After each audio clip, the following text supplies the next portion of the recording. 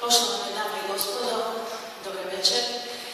Hvala vam što ste došli i izuzetna mi je čast večeras predstavljati knjigu uvaženog Stjepana Loze, ali još više biti ovdje među vama. Kad me Stjepan pitao želim li danas u Zagrebu predstaviti njegovu knjigu Ideologija i propaganda velikosrpskog genocida nad Hrvatima, osjetila sam istodobno silnu odgovornost, ali i obvezu. Jer riječ je o dijelu iznimne vrijednosti kako za povjesničare, tako i za svakog hrvatskog čovjeka. S druge strane, Stjepan je moj brat po krvi nacije, vjere i domovine, pa sam osjetila i moralnu i ljudsku obvezu zahvaliti se Stjepanu za ovo djelo. Raspiriti među vama, drage Hrvatice i Hrvati, osjećaj ponosa, istinom i dostižnom pravdom koju Stjepan Lozo poklanja svome narodu. Ali jednako tako umiriti duše naše hrvatske braće i sestara, koji mi danas u slobodnoj i samostalnoj Hrvatskoj državi nisu evidentirani. Mnogima se ne zna grobište, a zločinci nisu kažnjeni. Večeras vam neću govoriti o povijesnom kontekstu, historiografskom kontekstu ove knjige, u smislu analize vrijednosti u tom znanstvenom polju. O tome će nam više govoriti drugi govornici, povjesničari, čija je to struka, a posebno i sam autor. S vama večeras želim podijeliti svoje refleksije u knjizi, spoznaje koje sam otkrila, emocije koje sam duboko proživljavala, ali tijekom čitanja osjetila snažnu prisutnost samog autora, njegove poruke i simboliku, heurističko razmišljanje i iznimnu inteligenciju. S obzirom na snažan simbolički, rekla bih čak i biblijski kontekst u kojem sam otkrila brojne poticaje za razmišljanje, a parafrazirajući darove koje su mudraci nosili Isusu, tamjan, mirta i zlato. Tri su ključne riječi kojima bih opisala knjigu Stjepana Loze. Istina, svjetlo i put. Stjepan daruje zemaljske darove. Prva je istina. Istina koju je ovim dijelom napisao za hrvatski narod. To je najvrednije, zlato. Drugi dar je svjetlo. Svjetlo kojim je potisnuo tamu koja dugo nadkriva hrvatski narod. Svjetlo kojim je u konačnici pobjedio zlo. I kao što je tamjan važan izvanjski znak i simbol u božanskoj liturgiji, tako svjetlo mora biti važan znak i simbol dio hrvatskog naroda. Treći je dar put. Mirta, božanski lijek, pronađeno blago. Stjepanovo djelo, njegova knjiga, mirta je za hrvatski narod. Blago je za dušu hrvatskog naroda. Mojsijev štap za izlazak iz ropstva. Knjigu Ideologija i propaganda velikosrpskog genocida nad Hrvatima Stjepana Loze smatram dijelom izvanredne nacionalne vrijednosti. Ona je prije svega dar autora hrvatskoj naciji i njezinim pokoljenjima. I to ne samo u povijesnom kontekstu, već i u kontekstu općih i društvenih političkih odnosa. Hrvatski narod smatra da to mora i prihvatiti, a to se posebno odnosi na institucije Hrvatske države. Stjepan ne samo argumentirano, već i vrlo slikovito opisuje duboku bol i žrtvu hrvatskog naroda. Upozorava na skidanje luđačke košulje sa zdrave osobe. Na površini izvlači duboku patnju i nepravdu.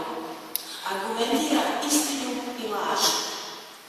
Ali ne ostavlja Stjepan svoj narod u boli. Na kraju nas vodi u mirnu ruku. Stvara unutarnji mir, kako i sam zaključuje završavajući svoje djelo. Istodobno čitatelj, poput glavnog lika u predstavi, svjedoči duboko emocionalnom razaranju autora, njegovom intelektualnom potencijalu i svojevrsnom božanskom pozvanju da istinu, svjetlost i put donese hrvatskom narodu. Čitatelj svjedoči autorovoj žrtvi, njegovom pozivu vidjeti to ludilo nad narodom, razotkriti ga, a potom iskinuti. Iako je riječ o povjesničaru, moj je dojam kako je Stjepan možda i nesvjestan toga napisao knjigu koja je u određenom smislu knjiga sličnog, karakter sličan knjizi Otkrivenja. Biblijska knjiga Otkrivenja govori o objavi Boga o nečem skrivenom i samo njemu poznatom. Naravno, nije ovdje Stjepan u ulozi Boga, ali jest ulozi onoga koji otkriva istinu, koji skida opačinu s naše kolektivne memorije. I baš u duhu značenja svoga imena Stjepana, vijencem, krunom okrunjen vitez, donosi istinu. U Otkrivenju stoji kako će zlo u konačnici biti pobijeđeno, a Stjepan istinom pobjeđuje zlo nad hrvatskim narodom. Tu vidim vezu između biblijskog otkrivenja i Stjepanove knjige u kontekstu važnosti za hrvatski narod.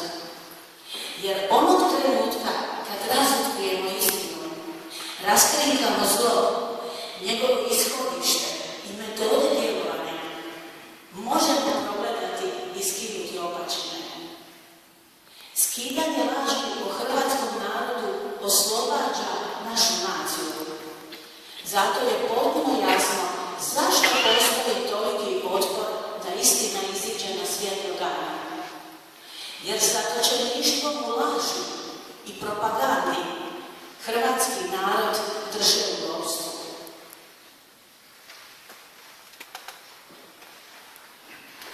Stjepan Lozo razotkriva zlo, dešifrira njegov kod i ostavlja rasvijetljenim kako hrvatski narod više ne bi upadao u koloplet zla, zamki, laži, podvala, manipulacija i neistina.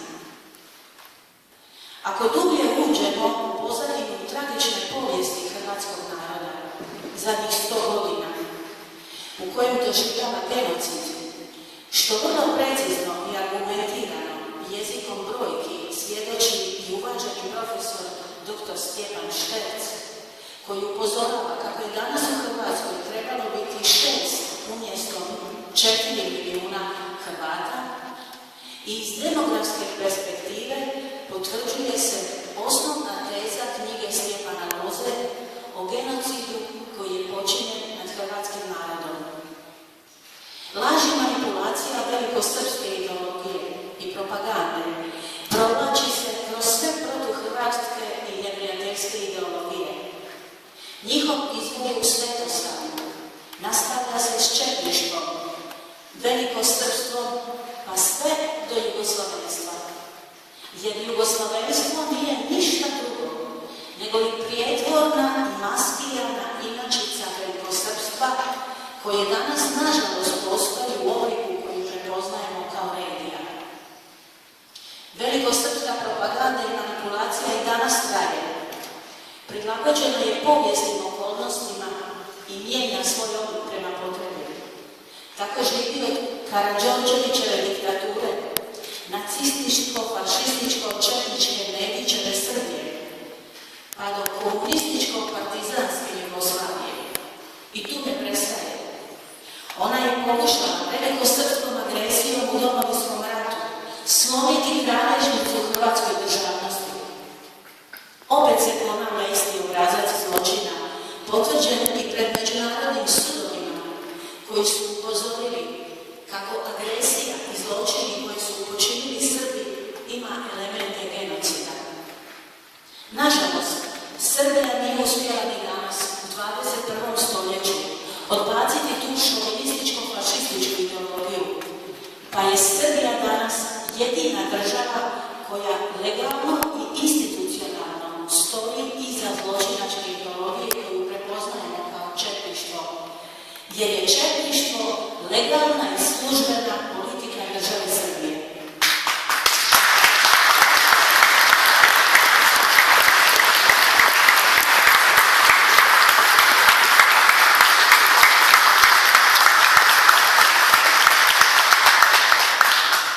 Stjepan se posebno iz razloga osvrće na Svetozara Moljevića, glavnog ideologa srbijanskog genocida, razotkrivajući tako najvećeg zločinca odgovornog za genocid. Ako ovdje dodamo i ulogu Srpske pravoslavne crkve, koja je također jedan od stupova zločinačke ideologije, a koju najbolje razotkriva Valerijanov memorandum, razvidan je cilj za istrebljenjem hrvatskog naroda. Ne smijemo zaboraviti ni danas neprekinuto, srbijansko, sustavno i kontinuirano negiranje hrvatskog naroda od strane njihovih intelektualaca, akademije, do institucija države koje zajednički negiraju nacionalno-identitetske sastavnice poput hrvatskog jezika, obilježja, tradicije, kulture, povijesti s posebnim naglaskom na prezir prema katoličkoj crkvi u Hrvata. Srbija vješto koristi i svoju geostratešku poziciju na balkanskom prostoru, pa uz pravoslavlje kao jaku poveznicu prema Moskvi neprekidno radi na uspostavi uzajamnog savezništva kojeg želi iskoristiti za svoje osvajačke ciljeve. U ovakvoj politici produžena je ruka jedan dio Srba u Hrvatskoj, koji ni danas ne priznaju Hrvatsku državu kao samostalnu i suverenu. To su Srbi poput Milorada Pupovca, koji Beograd i danas naziva svojim glavnim gradom.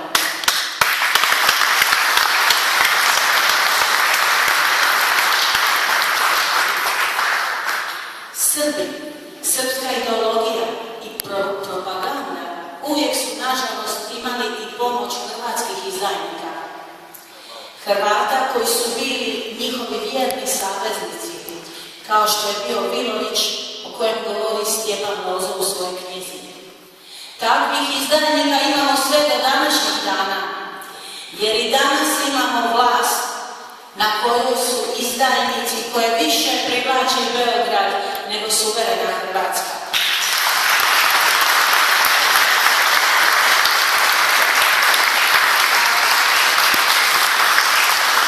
Ako danas, nakon Domovinskog rata, Vukovara, Škabrnje i svih ostalih stratišta, tolikih zločina i žrtava, nije prepoznata svetosavska ideologija, ako nije danas jasna simbolika kape s 3 roga, kojoj je na jednoj strani kokarda, a na drugoj petokraka, ako takve ne odbacimo kao predstavnike hrvatskog naroda, otvaramo mogućnost ponavljanja zločinačkih djela i posljedica pogubnih hrvatskog naroda.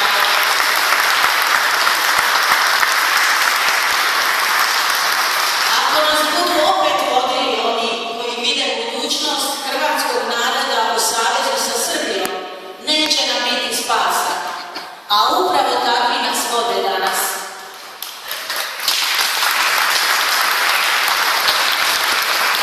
Zato se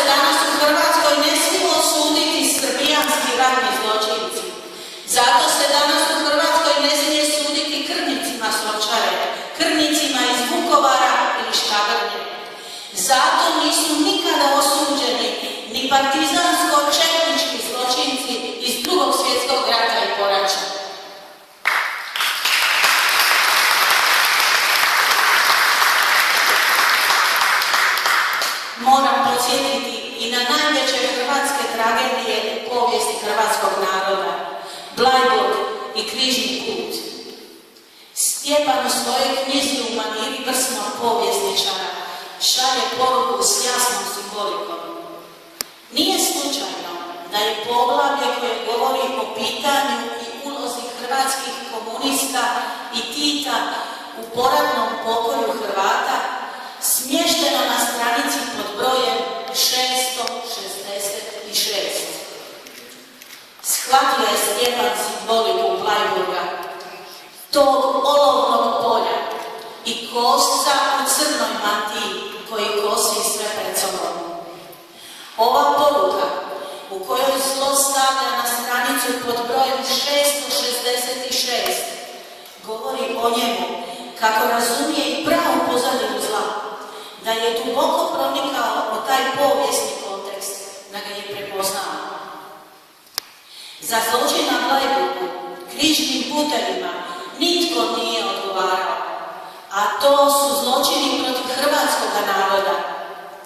Taj zločin, to stradanje, posljedica je propagande o kojoj govori i piše Stjepan Lozo. To monstruozno likvidiranje biološke mase jednog naroda s ciljem potpunog istrebljenja nije dobilo osudu. Upravo ono proizlazi iz ideologije i propagande o kojoj piše Lozo. On razotkriva tu propagandu koja je stvorila nužnost likvidacije hrvatskog naroda, koja je zbog toga izmislila genocid Hrvata nad Srbima, kako bi im poslužio kao opravdanje za klanje Hrvata i stvarni genocid nad našim narodom. Podsjetit ću vas da su Srbi osuđeni za genocid u Srebrenici zbog pokolja 8500 muslimana. Najmanje brojke Bleiburga i križnog puta govore o 50.000 ubijenih. Protivno svim konvencijama, svim ljudskim i humanim pravima. Britanci govore o brojci od 200.000. No taj događaj i konkretne brojke čekaju hrvatske povjesničare koji ovu tragediju biblijskih razmjera moraju uzeti kao prioritet i konačno dokazati dokumentima i argumentima o kojoj se količini mržnje i zla radi, koliko je ubijeno, predano i razoružano vojnika, staraca, žena, djece.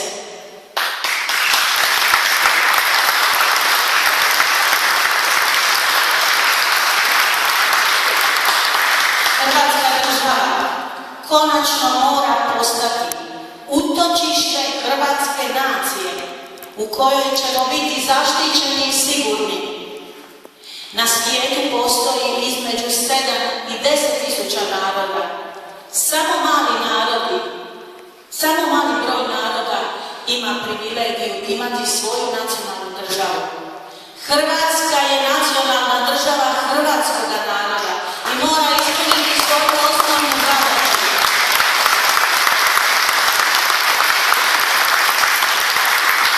Sačuvati opstojnost i budućnost hrvatske nacije. Iz knjige Ideologije i propaganda velikosrpskog genocida nad Hrvatskom trebaju niknuti nove knjige. I to ne samo u povijesnom smislu, već i u puno širem, od društvenog, političkog, pa sve do kulturološkog konteksta.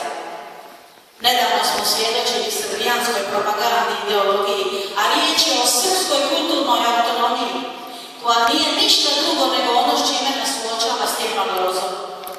Povijest se ponavlja, a oni koji ne nauče lekcije iz svoje povijesti ponavljaju iste greške. Lozo nam je otvorio oči i ne smijemo više slijepi hodati, nuditi se gladnim vukovima spremnim za još jedno klanje.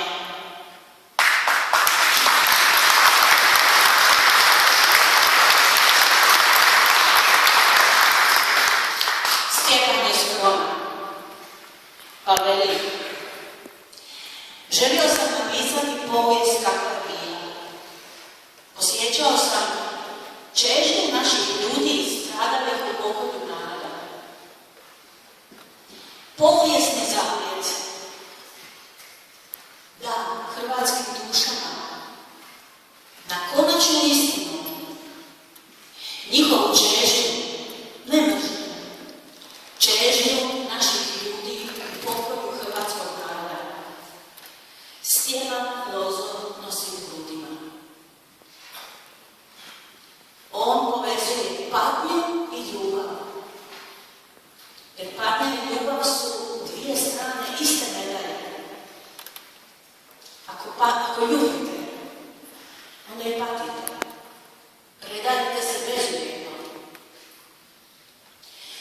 Otac je svog Sina stavio na križ da otkupi naše grijehe.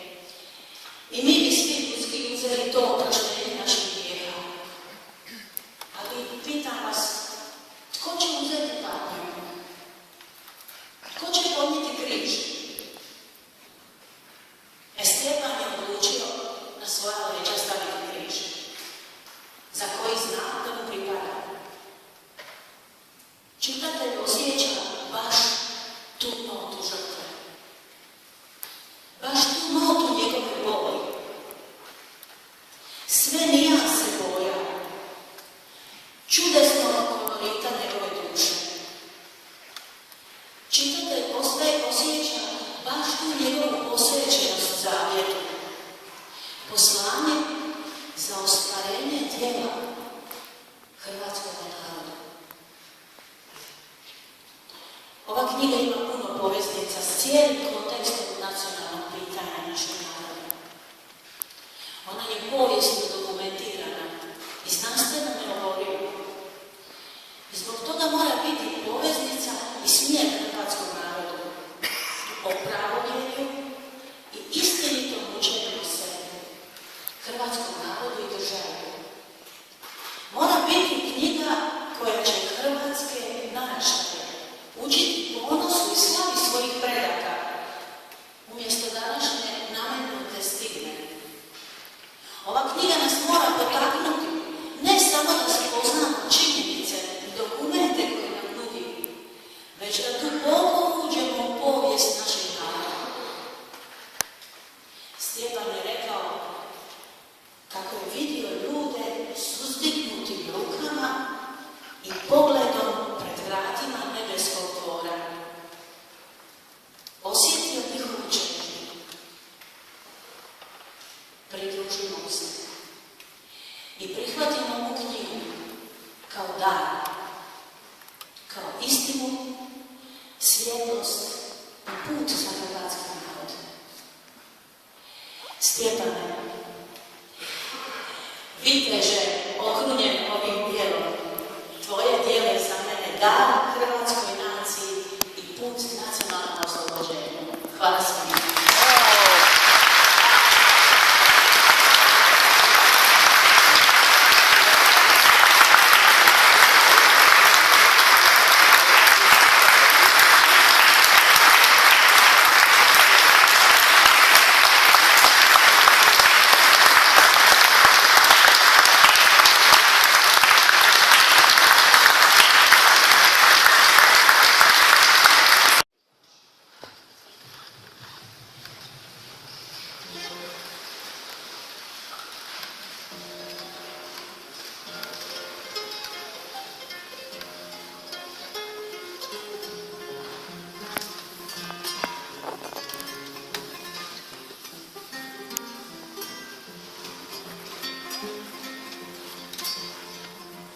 Moja je soba tako jedno mala, ja u nju ne bih izdržati mogao, a mi oči ne sanjaju budne, a ne roče sudbini velik hvala, jer moje bijedi čudan sjaj je dala i moje patnje nisu uzaludne. Danas sam opet ručao samo čaj, al ma lažna blagost ja u mome oku. Ja opet mislim na svoj rodni kraj i čežnja preobražava mi javu. Svake ja mjesto sene čujem savu i tuška nas mi šumi iza leja. Na domovini ostruka je sjena, baca je pešta, baca je peć, ona je sama u crno zavijena, ne čuje majko niko tvoju riječ. Šum mori, piše more, teče trava, između njih jedna zemlja spava. Slobodnog Pariza, koliko puta tuga me je srela, u vrvine plava zamišljala. O Bože, tu treba biti jak, u tome svijetu još me više boli. Rođene moje grude gluhi mrak. Budiše Pariz, svijeti tijegom spasi, slobodnu dušu, ali ja sam sina, a mojoj majci sve su sjeće vlasti. Ja žene nemam, ali druga nemam, što još ti male, samo jezik svoj, u koji život svoga srca sprema. A sama si biti, rikovi ribe, ja bez ime, u mnoštvu, daleko negdje se mi tiče mine, i mogu moći me svaka da zapera, što zabranjenu, domovinu sanja. Na harti, u potezima pera, pero ta mala, ta obična stvar, a kako živa, kako puna snage, dok iz njega teče novih riječi čar, pomamlje me kao govor drage. Sa utjeha je u tom malom veru, i sija i grije i vraća mi vjeru.